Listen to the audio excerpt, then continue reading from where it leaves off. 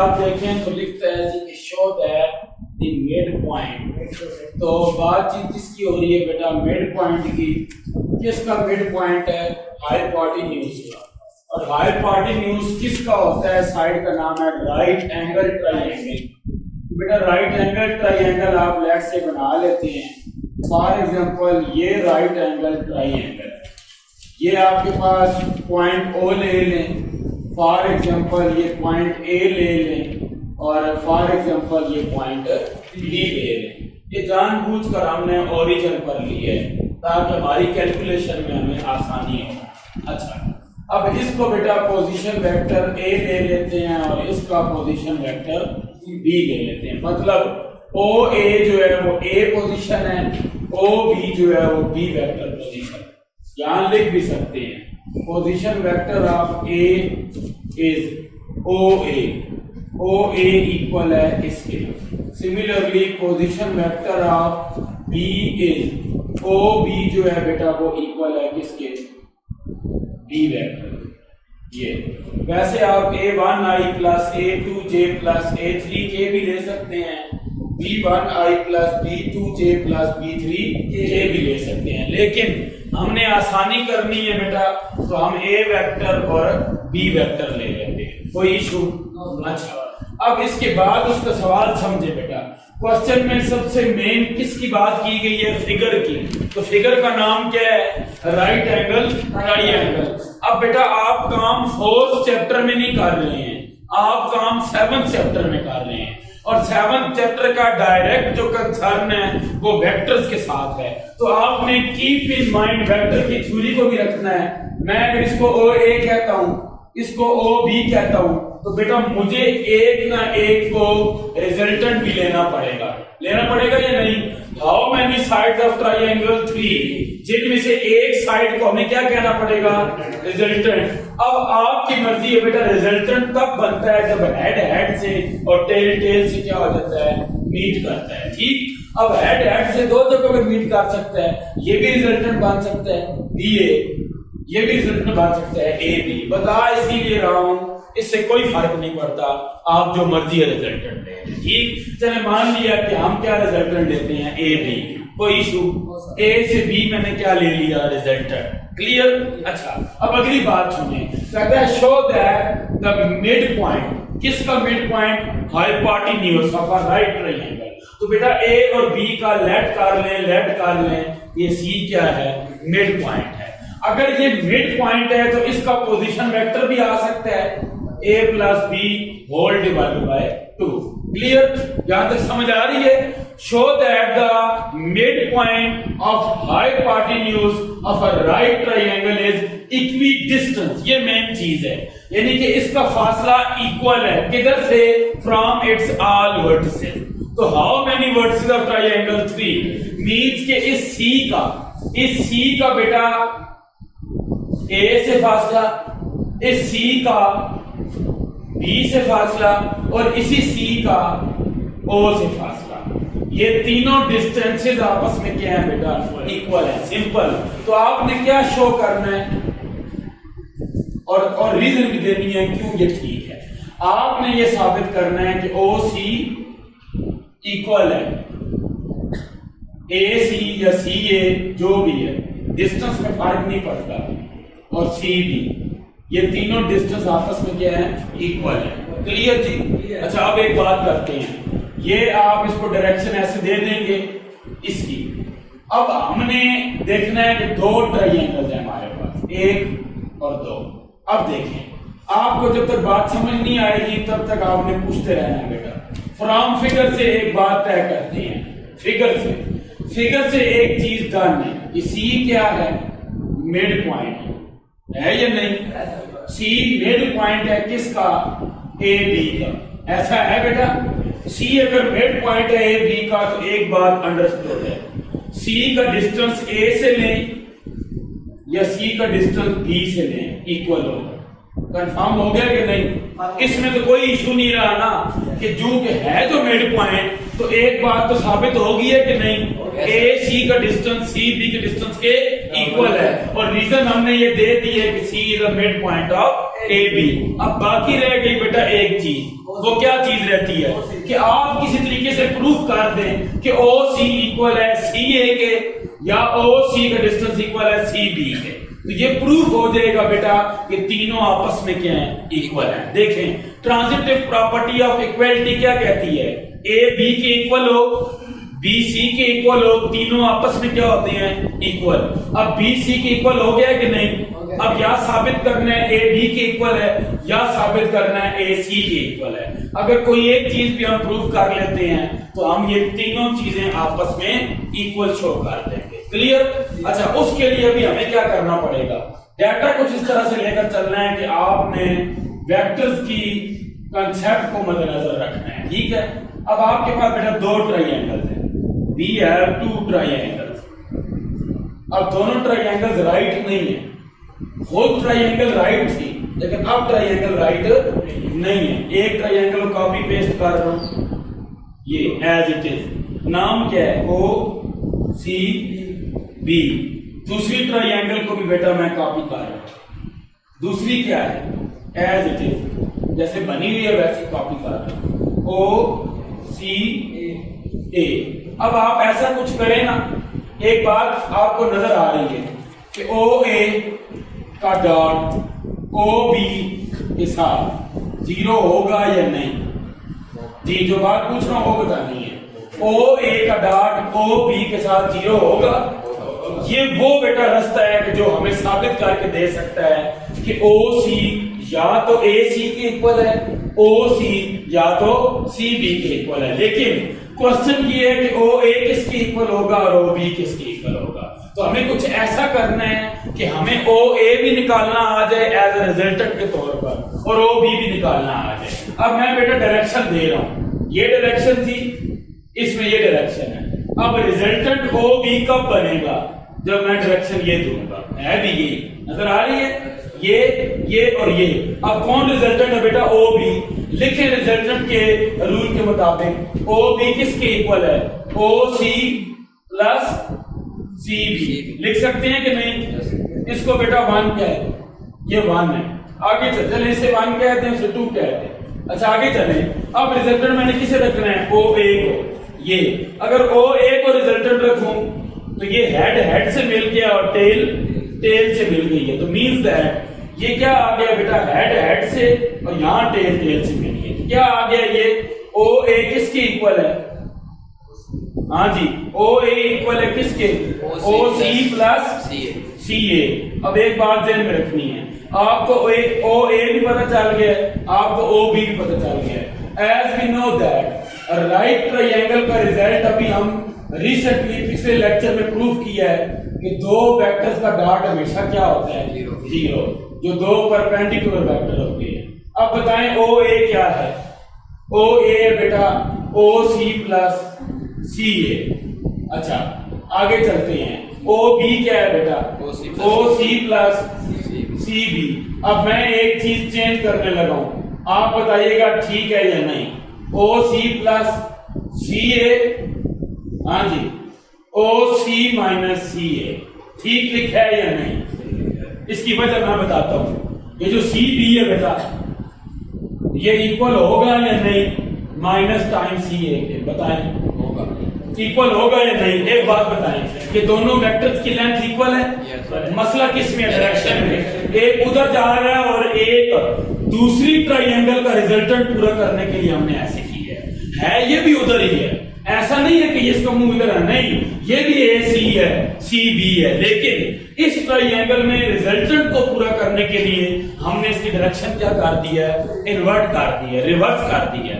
ये क्या बन गया, सी ए। अब चूंकि हैं जो दोनों इक्वल, तो सी बी किसके इक्वल होगा, माइनस टाइम सी ए के। अब आपको याद होगा ए प्लस बी, ए माइनस बी, ए का स्क्वायर माइनस बी का स्क्वायर होता है, लेकिन ऐसे सॉल्व नहीं करना है। आप लिखें बेटा ओ सी का पहले डॉट लें, ओ सी माइनस सी ए के साथ, प्लस सी ए का डॉट लें ओ सी माइनस सी ए के साथ। अब देखें OC मैग्नीट्यूड का स्क्वायर। आगे चलें, OC.CA as it is, OC.CA, CA.OC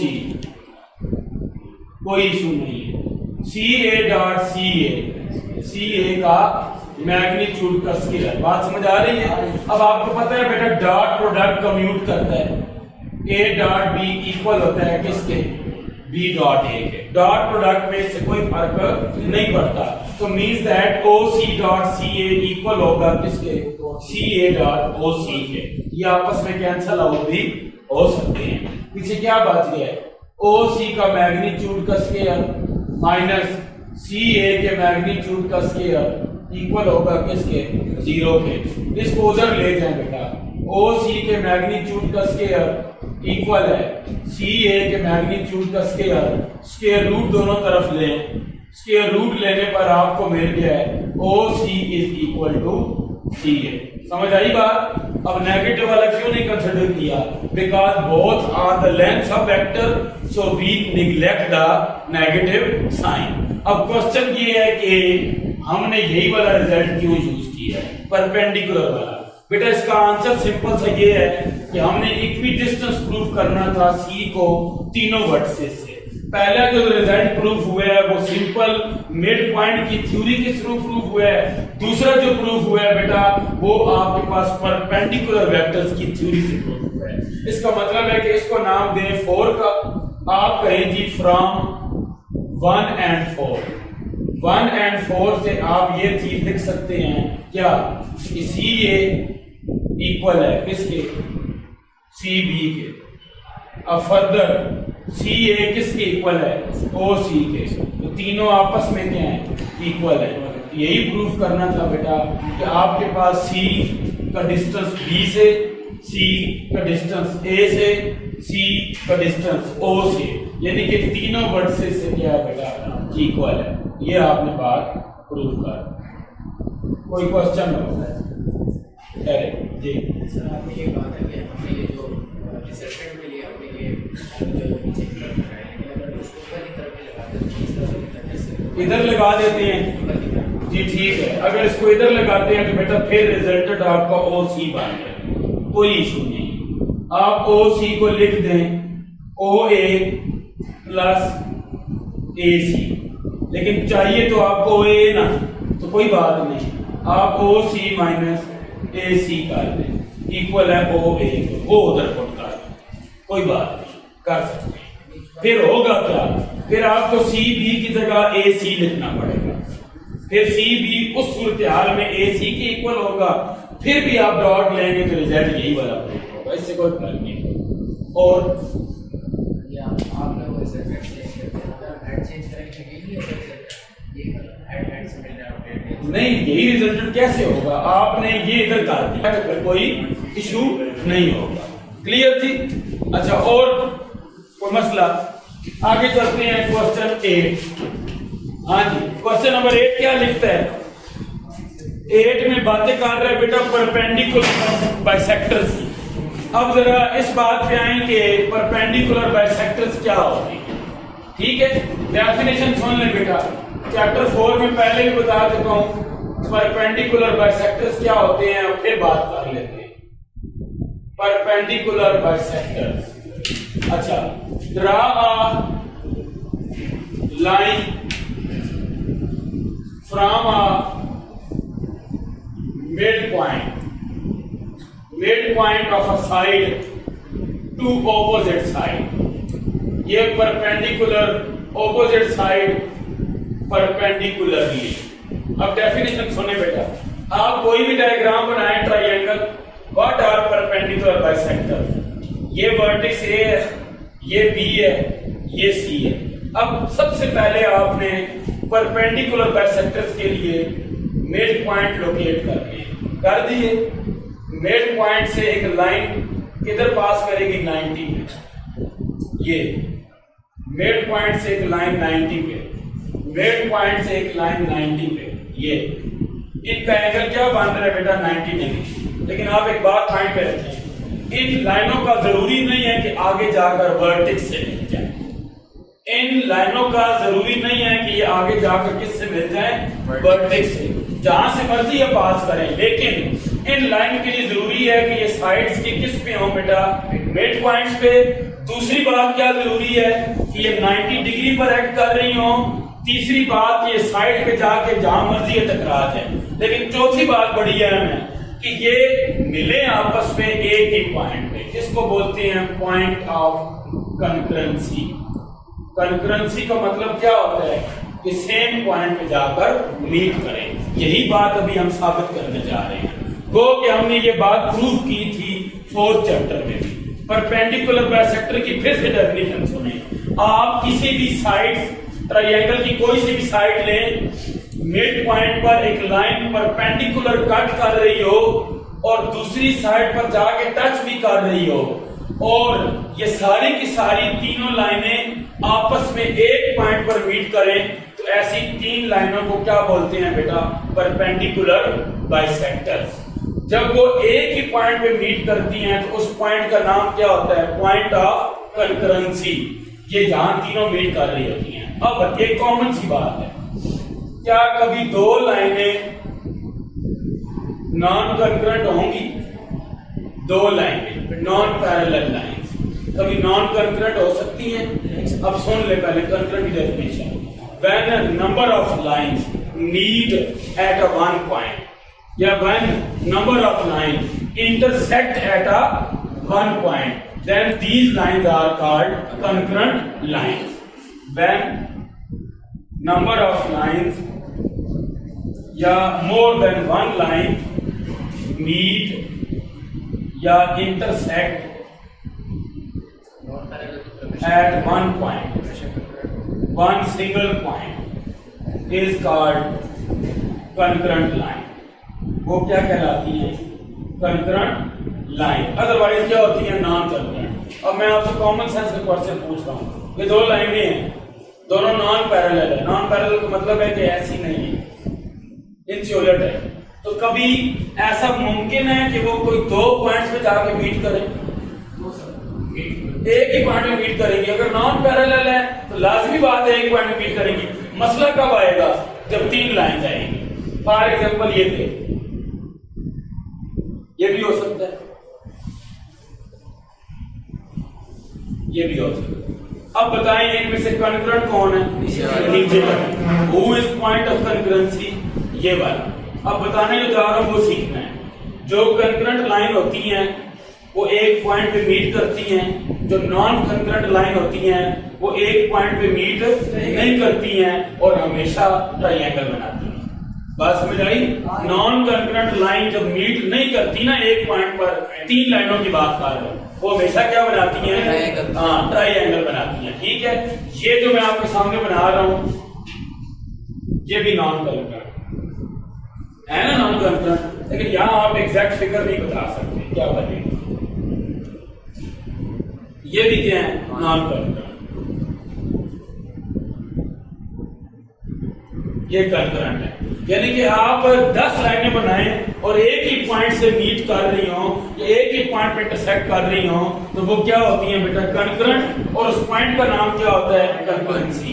ये सारी डिस्कशन का आपको एक ही चीज सिखानी थी कि 2 लाइनों का कभी मसला नहीं होता। 2 लाइनें हमेशा क्या होती हैं? कंकरेंट होती हैं। मसला कब आता है? जब तीसरी लाइन होती है। अब 3 लाइनों पे बात करते हैं बेटा।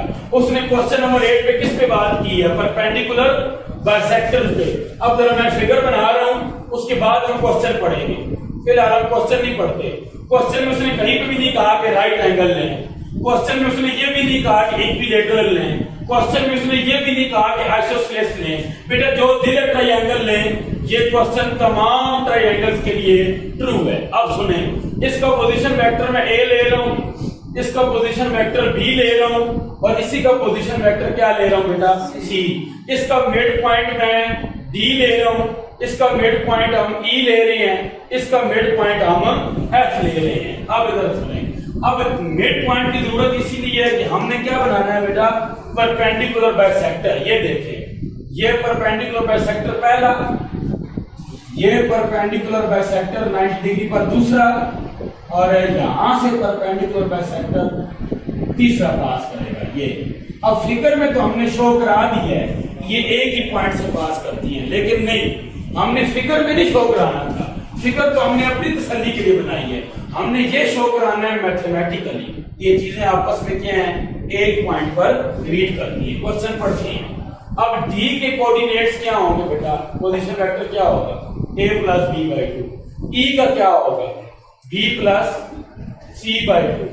एफ का क्या होगा, a plus C by two. Clear यहां तक? अच्छा, अब जरा देखें बेटा, ये O है और O को प्रूव करना है कि पॉइंट ऑफ कंकरेंसी है। अब क्वेश्चन ले आए। क्वेश्चन नंबर 8 में क्या कहता है, prove that perpendicular bisectors of the sides of a triangle are concurrent. ठीक हो गया जी। क्या प्रूव करना है कि परपेंडिकुलर बाइसेक्टर जो साइड्स के हैं, ट्राइएंगल्स के हैं, वो आपस में क्या है बेटा, कंकरेंट है। तो हमने क्या शो करना है, इसको बेटा मिटा देते हैं और हमने शो ये करना है। मैं दोबारा लिखता हूं, यहां पे मैं लिखता हूं कि S O D O E O F are perpendicular bisector on किस पर है बेटा, ए बी रिस्पेक्टिवली में लेकर जाएंगे, बी सी और सी ए रिस्पेक्टिवली। ये तमाम के तमाम परपेंडिकुलर बाइसेक्टर्स हैं रिस्पेक्टिवली। ठीक हो गया। पोजीशन वेक्टर भी हमने मिड पॉइंट फार्मूला के थ्रू लिख दिए। शो क्या करना है, to show O D O E O F meet at O या इंटरसेक्ट एट ओ। ये इंटरसेक्ट किधर कर रहे हैं, ओ पे कर रहे हैं। मतलब who is O is point of concurrency. अच्छा, ये साबित करने के लिए ना आसान काम करते हैं बेटा, आप इस साइड को छोड़ दें, जिस साइड को मर्जी छोड़ दें, इस साइड को छोड़ें। आप इन दो साइड को स्टडी करें, ये दो साइड को, फॉर ए बी। अब जो लिख रहा हूं उसको देखना है। फॉर ए बी साइड पर आए। हमें पता है ओ डी परपेंडिकुलर है ए बी के या नहीं, है ना बेटा? तो ये बात होल्ड करेगी कि ओ डी का डॉट ए बी से 0 आएगा। Who is O D? अब ओ डी का पोजीशन वेक्टर, ओ बी का ओरिजिन पोजीशन वेक्टर यही है बेटा, a plus B by two. A B का पोजीशन वेक्टर क्या है, इसको उसमें से माइनस कर दे, b minus A by two नहीं है, इज इक्वल टू 0। जरा देखें यहां से रिजल्ट क्या आता है। उस वाले को मैं लिख सकता हूं b plus A dot b minus A is equal to 0। तो नीचे वाला 2 है बेटा बाय ब्रैकेट। स्केलर को दोनों साइड पर डिवाइड करने से कोई फर्क नहीं पड़ता। तो क्या आ गया, b plus A b minus A. हाँ जी बेटा, ये b plus A b minus A formula नहीं है, A square minus B square. Direct भी लिख सकते हैं और वो जिस तरह प्रीवियस क्वेश्चन में ओपन किया है वैसे भी लिख सकते हैं। ये मैंने लिख दिया, लेकिन अब इसका फायदा क्या होगा ये बाद में बात करेंगे। अच्छा, एक और साइड लिए, मैंने कहा था उस साइड को छोड़े वो खुद आ जाएगी। अब इस साइड पर आए, आप कोई सी भी दो साइडों को स्टडी कर सकते हैं। अब ले ले बेटा ए सी। अब ए सी में गौर करें तो ए सी परपेंडिकुलर है या नहीं, ए सी परपेंडिकुलर है किसके, ओ एफ के। हाँ जी, तो मतलब ए सी का डॉट ओ एफ के साथ 0 आएगा, 0 स्केलर। तो ए सी क्या है बेटा, सी माइनस ए, सी माइनस ए। ओ एफ क्या है, सी प्लस ए बाई 2। इस 2 को बेटा उधर मल्टीप्लाई कर दें, कोई फर्क नहीं पड़ता, हमें आंसर क्या मिल जाएगा, ये आ जाए। This is your equation number 2। अब ये ट्रिक है, इसको सॉल्व करेंगे। इन दोनों को लास्ट में क्या करते हैं, ऐड। इक्वेशन 1 और इक्वेशन 2 को ऐड कर, ऐड करें बेटा क्या आएगा, प्लस सी मैग्नीट्यूड का स्क्वायर प्लस दोनों माइनस में। अच्छा, इसकी मैं वजह बताता हूं, हमने ना डायरेक्शन का ख्याल नहीं रखा। अगर मैं ए से बी रखता हूं फिर मैं अगर बी से सी रखता हूं तो मुझे रिजल्टेंट क्या रखना चाहिए, सी से रखना चाहिए या नहीं। अगर हम रखते हैं ए से बी फिर बी से सी, किसी एक को रिजल्टेंट तस्लीम करवाना है ना, चलो मैं रख लेता हूं सी से ए। इसका मतलब है ये ए सी नहीं है, ये सी ए है। हाँ ये देखा है अभी उसका डायरेक्शन का फर्क आया है, ये सी ए है बेटा, ये सी ए होगा तो ये क्या चीज होगी, ए माइनस सी। अगर ये ऐसा होगा बेटा तो ये ए मैग्नीट्यूड माइनस सी मैग्नीट्यूड का स्क्वायर। अब लिखिए बेटा ए मैग्नीट्यूड का स्क्वायर माइनस सी मैग्नीट्यूड का स्क्वायर। हाँ जी, ए से क्या क्या बच गया बेटा, बी मैग्नीट्यूड का स्क्वायर सी मैग्नीट्यूड का स्क्वायर। अब एक बात बताइएगा, हम उधर से इधर आए थे, इधर से वापस जाना चाहे जा सकते हैं या नहीं, कैसे, B square minus A square है, B plus A B minus A लिख सकते हैं, खुद से 2 से डिवाइड दोनों साइड पे कर सकते हैं, फिर उसको इसमें लिख सकते हैं। सिमिलरली मैं इसको लिख सकता हूं B minus C B plus C, कोई मसला तो नहीं है, दोनों साइड पर 2 से डिवाइड कर दें, कोई इशू नहीं है, ये डॉट है, डिवाइड करें बेटा, b plus C by 2 is equal to 0/2 0 होता है। हाँ, what is meant by b minus C, b minus C का मतलब क्या है, सी बी डॉट, ये क्या है बेटा, ओ ई। यहां से क्या प्रूफ हुआ है, सी बी किसके परपेंडिकुलर है, ओ ई के। यहां से क्या साबित हुआ है बेटा, अब देखें कैसे पता चला ई पॉइंट ऑफ कॉन्करेंसी है। ये देखें, आपने दो साइडों की बात की थी, ए बी किसके परपेंडिकुलर था, ओ डी के, ओ सी ए किसके परपेंडिकुलर था, ओ एफ के। यहां से ऐड करने से क्या रिजल्ट आया, सी बी या बी सी किसके परपेंडिकुलर है, ओ ई के। तो अब आप हर एक में कॉमन चीज देखें, कौन आ रहा है, ओ, हर एक में आ रहा है बेटा, ये भी इसके परपेंडिकुलर है, ये भी इसके है, ये भी इसके है, हर एक में एक ही चीज कॉमन आ रही है, वो ओ है। तो इसका मतलब है कि श्योर शॉर्ट है कि आपने कोई सी दो चीजें खुद से लेनी है। अब क्वेश्चन है क्यों लेनी है, वो थ्योरी पहले बता दिए बेटा कि दो लाइनों का नहीं मसला होता, दो नॉन पैरेलल लाइन हमेशा क्या होती हैं, कंकरेंट होती हैं। ये कैसे पता चला है, ये कैसे पता चला आप कंकरेंट होती हैं, बिकॉज जितने परपेंडिकुलर बाइसेक्टर होंगे वो नॉन पैरेलल होंगे, तीनों के तीनों परपेंडिकुलर बाइसेक्टर आपस में क्या होंगे, नॉन पैरेलल, कंफर्म है, ठीक है। अगर नॉन पैरेलल होंगे बेटा तो दो वेक्टर्स कोई से भी ले लें, उन दोनों के रिजल्ट्स को ऐड करें, तीसरा आ जाएगा। तो हैंस प्रूव दैट यहाँ पे ये बात साबित हो गई है कि तीनों परपेंडिकुलर बाइसेक्टर किस पे मीट करते हैं, ओ पे मीट करते हैं, ठीक है। यही वाला थ्योरम बेटा, ठीक। अब अल्टीट्यूड के लिए स्टडी कर लेते हैं और अगला थ्योरम आपने खुद परफॉर्म करना है। अल्टीट्यूड्स क्या होती हैं बेटा, डेफिनेशन सुने। Altitude, draw a line from a vertex of a triangle to a perpendicular on opposite side। ये बेटा डेफिनेशन है, मैं फिगर ड्रा करके बताता हूँ। ये अब ये आपका A है, ये B है, ये C है।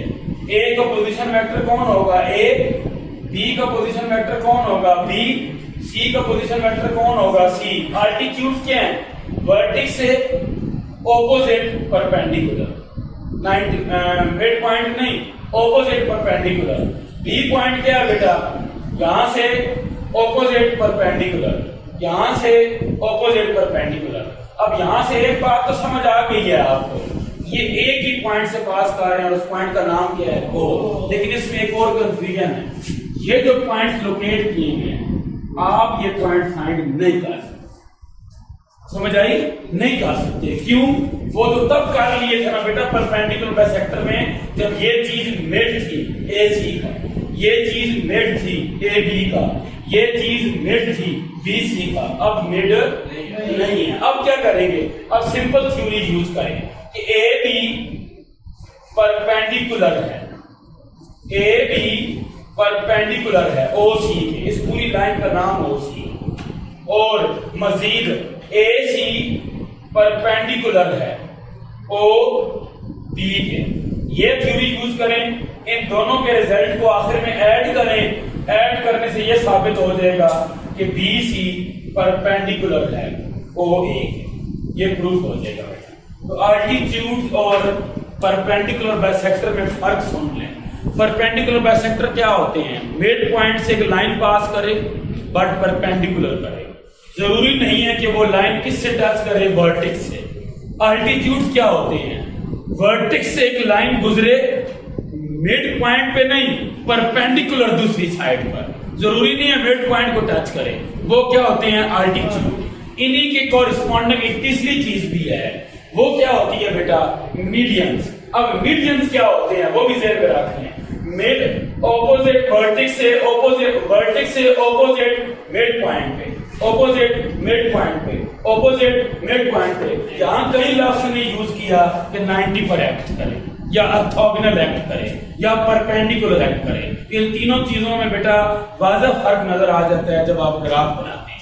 अब क्वेश्चन ये है कि इस एक्सरसाइज में अल्टीट्यूड में भी क्वेश्चन है, सुने जी, परपेंडिकुलर बाइसेक्टर में भी क्वेश्चन है।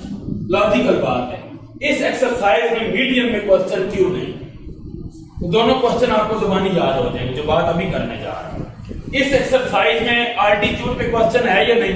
क्वेश्चन नंबर 9 है ना? क्वेश्चन नंबर 8 किस पे है? परपेंडिकुलर बाइसेक्टर्स पे। लेकिन मीडियम पे क्वेश्चन क्यों नहीं है? क्वेश्चन बन ही नहीं सकता। रीजन, उसमें 90 डिग्री वाला थ्योरम है, 90 पे कोई ना कोई चीज एक्ट कर रही है, इधर के 90 पे कोई ना कोई चीज एक्ट कर रही है। क्यों? ताकि परपेंडिकुलर वेक्टर्स की थ्योरी यूज करें, दो वेक्टर्स का डॉट जीरो होता है वो यूज करें और प्रूव करें। इसमें बेटा ऐसा कोई केस नहीं, कोई भी ट्रायंगल लें, इधर कोई भी चीज 90 पर एक्ट नहीं कर रहे, इसीलिए इसको उस थ्योरम के जरिए सॉल्व नहीं कर सकते। हालांकि ऐसा नहीं है कि इसका पॉइंट ऑफ कंकरेंसी नहीं होता है, इसका पॉइंट ऑफ कंकरेंसी भी होता है और उसका नाम भी होता है बेटा, सेंट्रॉइड नाम होता है बाकायदा। लेकिन क्या है बेटा कि उसको यहाँ पर यूज नहीं कर सकते, रीजन ये थ्योरी उसके लिए एप्लीकेबल नहीं। क्लियर हो गया? ये कितने क्वेश्चन हो गए टोटल? 9। अब रह गए बेटा 3 क्वेश्चन इस एक्सरसाइज में।